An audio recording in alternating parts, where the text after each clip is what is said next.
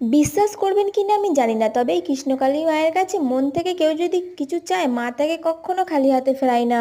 মানুষ মানুষকে ফিরিয়ে দেয়, কিন্তু কৃষ্ণকালী মা কখনো কাউকে খালি হাতে ফেরায় না।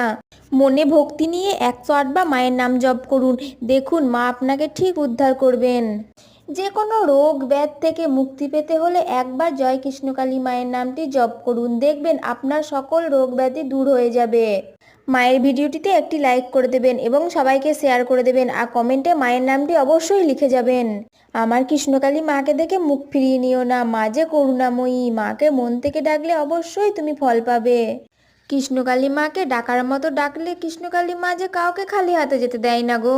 মা তো তোমার দিকেই হাত বাড়িয়ে রেখেছে, শুধু তুমি মায়ের নাম জপ করো। বিপদের সময় ধৈর্য ধরুন, মনে ভক্তি নিয়ে মাকে ডাকুন, অবশ্যই ফল পাবেন।